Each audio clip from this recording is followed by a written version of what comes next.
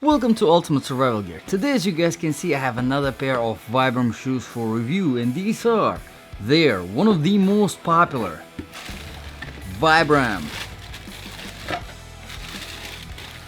KSO EVO. Now, as some of you already know, this is not just a regular shoe review. No, this review is specifically for my Ultimate Survival boots section. Yes, and these are, of course, definitely not boots, but on this channel, we talk about the survival situations and the gear that can help you, can contribute to your survival, or that can get you killed. You know, because there is some products out there that you do not want to have with you during your survival situations.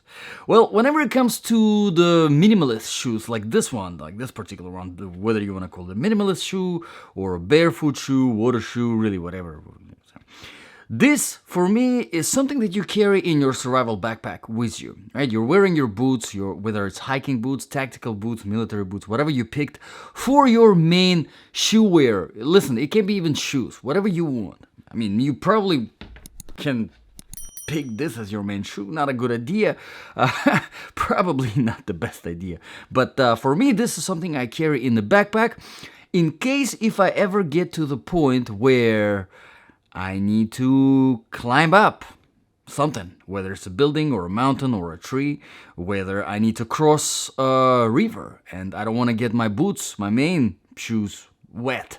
Obviously, climbing in shoes, it's not going to be very comfortable because they're big, they're bulky, they're heavy, depending on what kind of boots or shoes you are wearing, right? So you have something like this laying in your backpack. You take it out, you put it on, you do whatever you need to do, being very flexible, mobile, light, right? Or getting wet, for that matter, right? And once you're done, you take them off, you put them back in the backpack, you put on your main shoes, and then you go. You continue your way on the destination, towards your journey, towards your survival. Okay, so how do we make the judgment on this channel? Well, very simple. We make the judgment based on 8 different criteria. Let's begin. Criteria number 1, comfort level. Of course, one of the most important criteria. So how do I test the comfort level? I start with a 3-mile run, non-stop, and then a 5-mile walk, again non-stop, no pauses in between. And obviously, this is something you would probably use in your survival situation for running. Let's say you got to a point where you're planning to set up a camp, right? So you take off your backpack, you set up a tent or a hammock overnight, whatever, or maybe you don't set up, you just take off your backpack, you put on these so that you're very light, right? And then you do a quick scoop around the area, running around, making sure that it's nice and safe for you to save up camp. You get back to your backpack, you take these off, you put on your main shoes, or maybe you keep these on, and then you set up your camp, right? Nice and easy, right? So, of course, you would do some running with these. I mean, even speaking outside of the survival situation, you might use these as the trail running shoes, if they're good for that. So, are they? Are they good for running? Are they good for climbing? Well, during my run, I obviously, try to run through different terrains. I also test them on the rock wall that I have, but we will talk about that later. But overall, I do like these. There are a few factors that contribute to that comfort level. Let's start with the very first one, being the weight. And this is a size 9.5, 10. This is how they come in kind of double sizing, right? And they are 4.5, and it's absolutely fantastic weight for being lightweight. It's really barely anything. Very, very lightweight. Now, usually, to kind of give you reference numbers, usually whenever I do reviews of my boots, of my shoes, I'm looking for the mark something under 20 ounce, right? And obviously the more under 20 ounce it is, the lighter it is, and this is way under 20 ounce. It's only a quarter, less than a quarter of that number, right? Obviously these are not going to be your main survival shoes, but still weight wise it's fantastic. Now let's move on to the flexibility of the bottom sole. That's another thing that contributes to the comfort, especially whenever you're running. Here, as you can see, it's super flexible. There's barely anything. The padding, there is really not much. It's just this very soft material. The inner sole here is practically non-existent, very, very thin, and there isn't much cushioning. So it's very important. If you do get these shoes for running, make sure that you run properly without putting the stress on your heels, because it will transfer to your ankles, to your knees. You definitely don't want it. Now, one thing that I'm not a fan of here in this shoe, whenever it comes to comfort, and that's really the case with all the Vibram shoes, that's my personal preference, I am not a fan of these fingers. I am not a fan of them at all. I would rather see just one normal toe box. That not only it kind of takes away from the ability to put on and take off. Well, take off, you can probably take it off same way, not a problem. But putting them on, it takes more time, unnecessary time in my opinion. But also it affects the comfort level. I just don't feel good with these parts being, it just doesn't feel right, at least to me. But this is a personal thing. There's over 6,000 reviews on Amazon. People do like these a lot. So it's really a personal option. Overall, the comfort level is pretty good. Let's move on to the criteria number 2, proofing and protection. Really quick, there isn't really much to talk about here. There is really no proofing here. There is really no protection. Proofing wise, I don't really care. This is what I would use as a water shoe anyway, because they would obviously get wet. And they would obviously dry very, very quickly, so that's perfect. Protection-wise, there is really practically no protection. I would expect a little bit more protection from the outsole. This is a high-quality rubber, but because it is very, very thin, I would not recommend risking stepping on something sharp because it might go through because it is so thin. Not because it's a cheap rubber, because it is so thin. Let's move on to the criteria number 3, quality and the design features. Quality-wise, Vibram outsoles, they are the best, some of the best outsoles on the market. Even brands that not Vibram, they use Vibram outsole because it is such a good quality rubber. So obviously the outsole is going to be pretty good. And judging by the reviews on Amazon, over 6,000 reviews, almost 5 stars. People do love these. And if you have experience with this, drop them in the comments below. It would be helpful for everybody else. Now, design features, like I said, I am not a fan of these fingers. Nah, not at all. It's not comfortable. And putting them on, that's my biggest concern, is that putting these on takes unnecessarily long time. Maybe because I'm just not used to these. It's just you put your finger here and it goes there.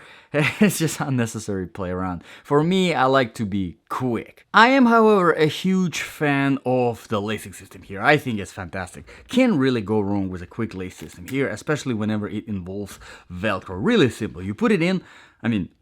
Once you figure out your finger situation, once you get the finger in the right freaking finger here, which takes unnecessarily long, once you do that, all you need to do is just tighten this, bring this thing down, which has a little button over here that once you press it, you can move it up and down, right? And the lacing, the strings themselves are, they're not flexible, they're not stretchy at all, so it's pretty good overall. Once you tighten this, you just put this little Velcro piece here, and that's it. Now, a little bit of a minor complaint here is that you do have all this stuff hanging around, and there is really not much place to stick it in unless you figure out the way to somehow kind of mount it somewhere, and that's kind of creates a little bit of a tripping hazard. So I do prefer the version that has another Velcro band going around like this, so that this part is, kind of remains under the Velcro. But really not a big deal. You can figure it out.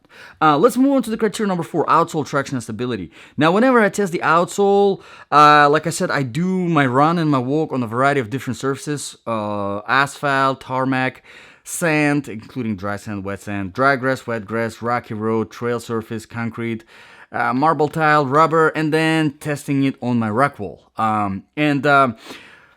outsole, as you can see, it's more on a flatter side. There is not much aggression. It's a little bit it's pretty slippery on the wet grass.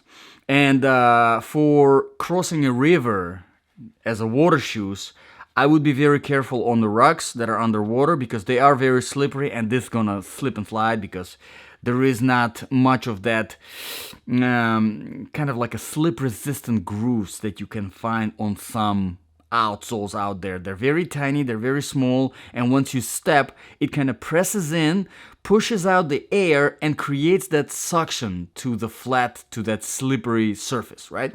There isn't really anything like that on this, and I kind of wish there was. Again, not a big deal, it really depends on what you're using it for, but keep in mind on slippery stuff, not like marble and tile, but more like wet grass type of slippery. This is going to slip and slide, so be careful.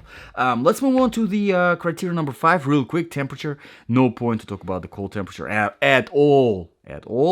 On the hot temperatures, however, they did not feel as breathable as I expected them to be. This material, for some reason, I'm not sure what it is, but it does create a little bit of the heat on your feet. Heat on the feet, right?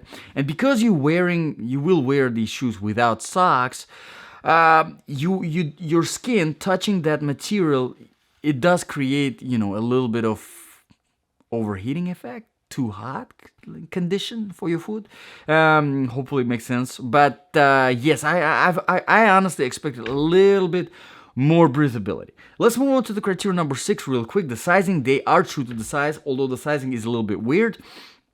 So I would recommend, if your shoe size is 9.5, get yourself 9.5, 10. That worked for me and that fits perfect. But again, depending on the fit, depending on your foot, it can be, it can vary. Let's move on to the criteria number 7, balance of application. So if this really was that type of shoe that I was talking about in the beginning, that you kept in your backpack, in your survival backpack, would that be good for, climbing, doing a quick trail run, doing run in general, crossing the river and stuff like that? It's definitely an option. If you don't mind these fingers, it's definitely a pretty decent option. Although I think there are better options from Vibram. But this is pretty good with the quick lacing system. It's really hard to go wrong. I really do like this quick lacing system, and overall, the quality of the shoe is very, very nice. And the link is in the description below for Amazon.